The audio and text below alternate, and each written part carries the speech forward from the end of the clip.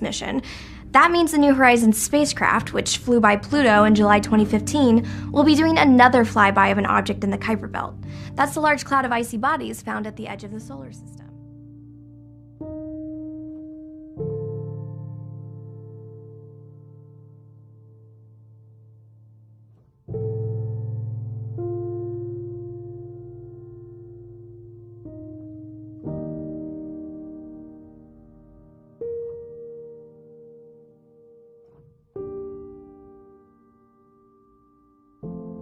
Friends, Jacob here. Oh, thank you so much for pressing play and for subscribing, and thank you for all of the awesome comments. Oh my goodness, I love them. I even love the mean ones, because some of them are incredibly bright and witty and very, very funny, and I do appreciate them.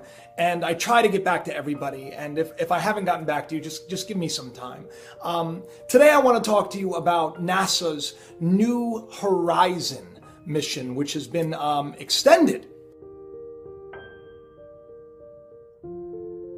which I think is awesome. It was sent out to go to basically study Pluto. The New Horizons spacecraft, which flew by Pluto in July 2015, will be doing another flyby of an object in the Kuiper Belt.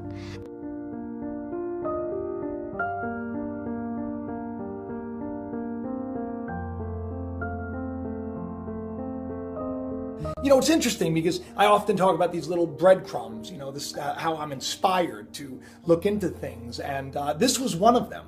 I stumbled upon this, this wonderful article about this, New Horizons mission and how, they're going to make the most out of it. During the flyby, New Horizons will gather photos and data of MU-69, just like it did of Pluto. But that's not the only object the spacecraft will be studying during the extended mission.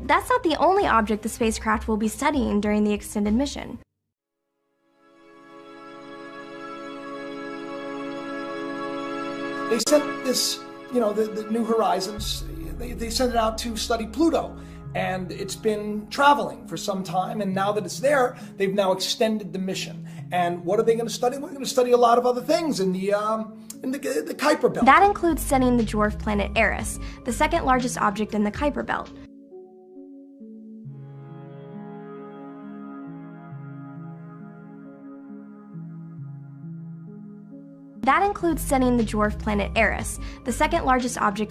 Belt. New Horizons will also be passing through the densest part of the belt, coming within 10 million miles of other nearby objects.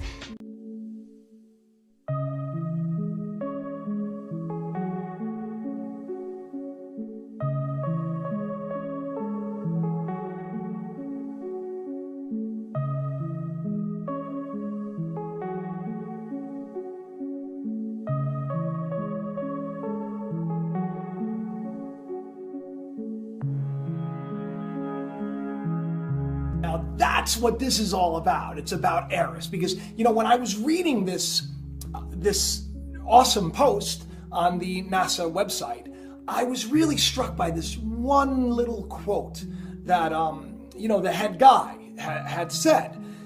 If you know anything about Eris, a lot of people have called it Nibiru as well, and Planet X and Planet 7X and Nibiru and Hercopolis, or there's so many names for this. Well, Eris is another one of these names, and interesting enough, Eris is like a goddess of chaos and destruction, and check it out.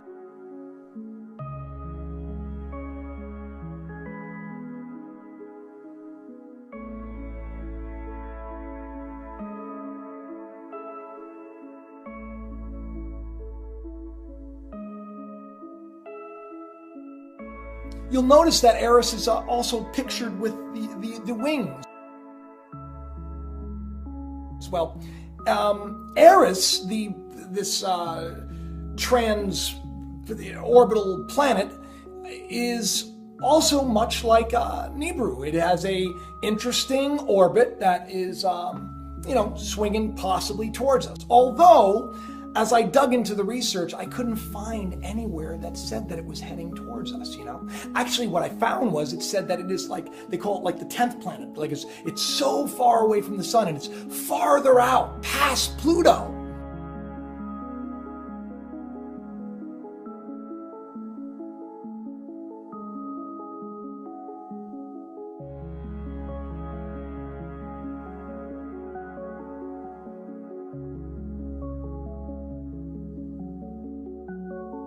But what's interesting about that, you know, while they're taking all these pictures and they're collecting all this data, they also make a point in their video to, you know, mention Eris. That includes studying the dwarf planet Eris, the second largest object in the Kuiper Belt. New Horizons will also be passing through the densest part of the belt, coming within 10 million miles of other nearby objects. Now it's interesting, you know, that they pointed this out, and they made a point of you know, showing you even that red, you know, that red planet, right, or that dwarf star or whatever it is. You know, they made a point of talking about it, and they made a point of saying that they're going to study it. Now, everything that I read about Eris says that it is very, very far away. It's past Pluto, right? But what's interesting about this, now this is where, you know, you gotta really shake your head and say, wait a minute, we're not being told the whole story. In this little article that I read on the NASA website, the head guy says that we're going to even be able to capture pictures and collect data on Eris, and it talks about what Eris is. But this is the interesting thing. It says, although we'll be farther away than if we were on Earth. In other words, Eris is now closer to Earth than the New Horizons mission. I thought that Eris was so far away. And the New Horizons, you know, the craft it's going to be right there. It doesn't make any sense for him to say such a thing, unless, of course, Eris is on its way.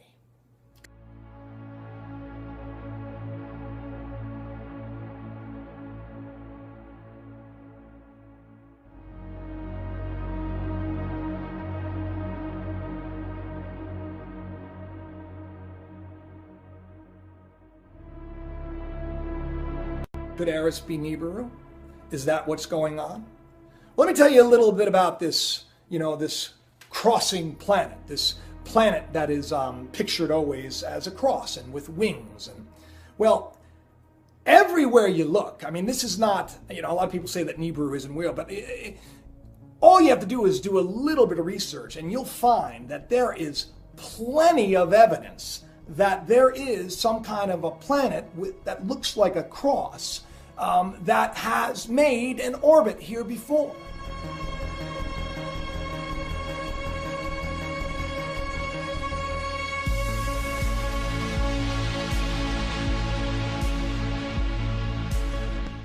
And I'm not just talking about Sitchin and the Sumerian tablets. I'm talking about, you know, etchings, cave etchings. I'm talking about lots of artifacts that are found.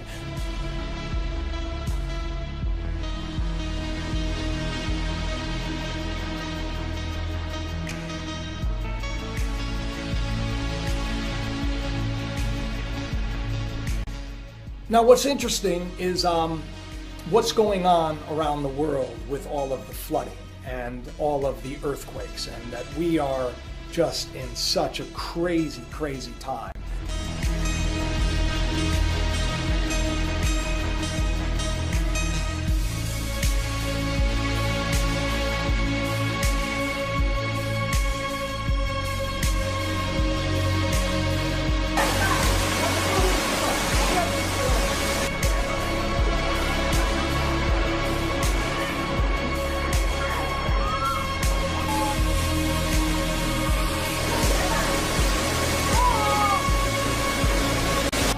I don't know if any of you have paid attention to what's going on with, you know, the weather.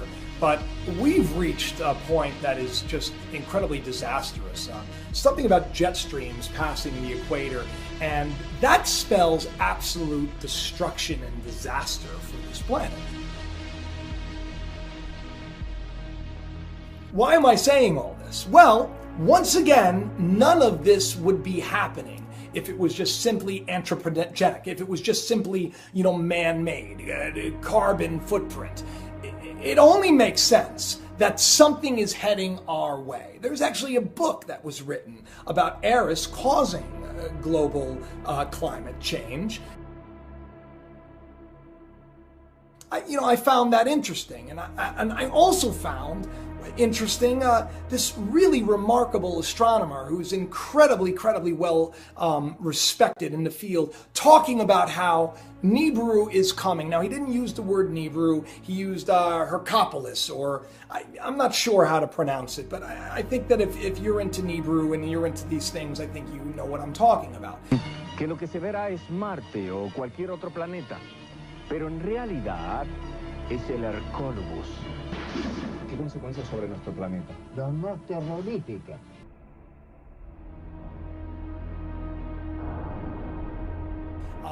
It goes by many names.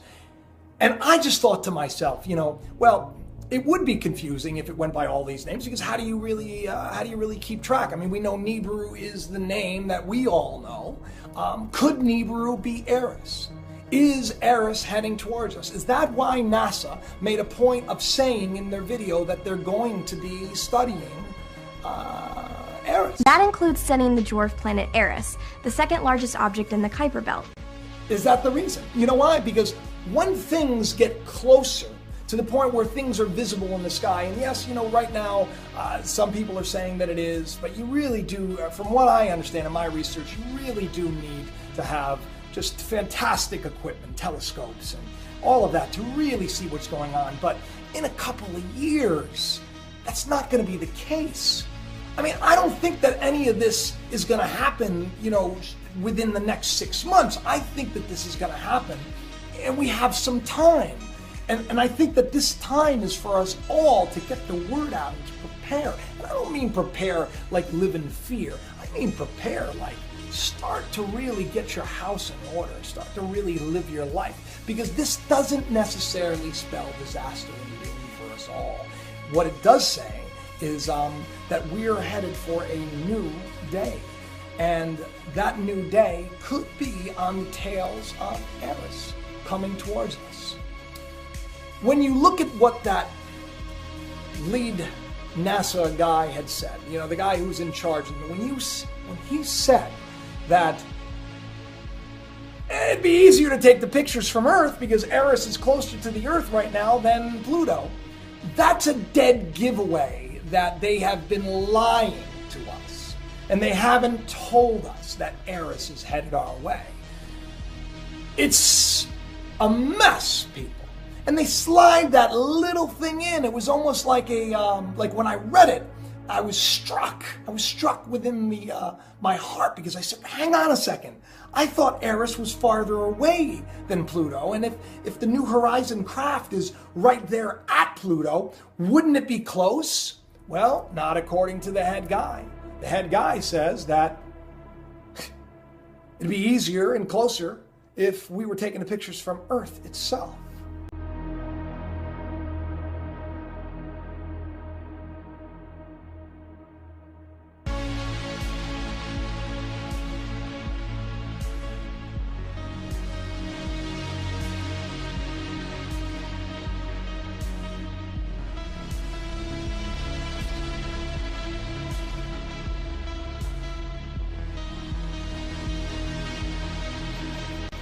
We're being lied to, blatantly and openly lied to. We're not being told the truth, and I get it, I understand. You don't want chaos, you don't want people to go crazy, we don't want cats and dogs living together. We want peace, right?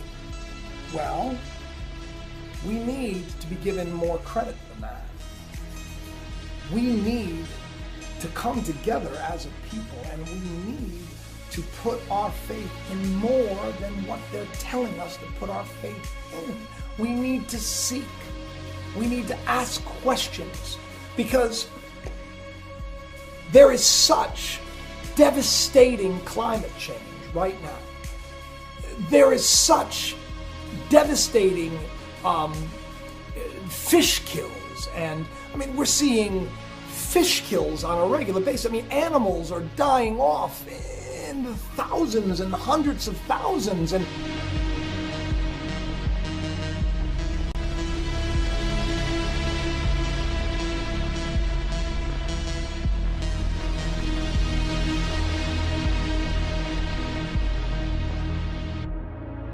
not to mention the massive flooding, which, by the way, for years, people that talked about Nibiru said this is exactly what would happen if an extraplanetary system comes into our solar system. And according to this head guy, it sounds like it already is. And that's frightening because nobody's talking about it. There are a lot of crazy things going on. I mean, did you see even the pictures of Jupiter? What the heck?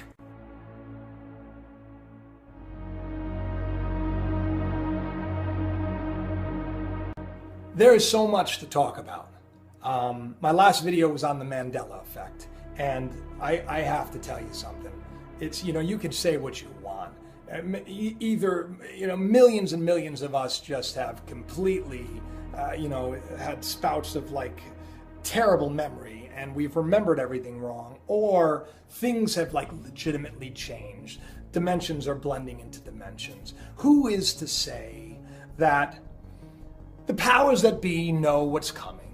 And this has been their call to action. I mean, why else are they allowing them to open up black holes? Yeah, no, I get it. They're, finding interesting things, like they just found an interesting tetraquark, and they're trying to discover dark matter, and they're opening new dimensions and trying to figure out the time travel. I get it all, But could that be their marching orders? Is that the reason? Is all of this happening because the powers that be are trying to somehow, play God and save this world corrupt system? This corrupt system that is built on lies. This corrupt system that is run by people who are immoral and bankrupt. This system which is control. This system which tells families to break up and tells children to buy the latest video game and kill the enemy. This system which focuses everything on money and greed and nothing to do with compassion. This system which tells you it's a dog-eat-dog world. Step up to the plate and have your dinner. This system which says if you don't want to go along with us, well, we're just going to go to war. This system that flagrantly and terribly violates every single type of human rights law and lies to us and feeds us every reality show and every celebrity selfie and nude picture to keep us focused and entertained and dumb. This system that is corrupt to the very core. They're trying to keep it in place. They're trying to keep it from falling apart. The bottom line is I'm excited because a new day is coming. There will be peace. There will be hope. Everything in your life is working together for the good of those that love God. And let me tell you something. I want to point a couple of things out. I'm into conspiracy, right? I get it. People can say I'm a conspiracy guy. But a lot of people too that are even watching these videos, they pointed out this the little cube. That's it's a picture of my wife and I. My mother got it for me, and I thought it was really sweet. And so I like to put it there because it's like putting my wife and I in this video together. I am a man of God. I'm a man of faith. And if you know anything about my earlier work, just go to my website, jacobisrael.com. You know, just read my novel. It's available now. You'll see. Judge the tree by its fruit. Don't put things where you want them to be. Because when we judge other people, what we're doing is we're really projecting our heart onto them. And I'm just a man that wants to share, and I'm a man that has a passion. I want to see the world change in a better way. So the cube, it's just my wife and I.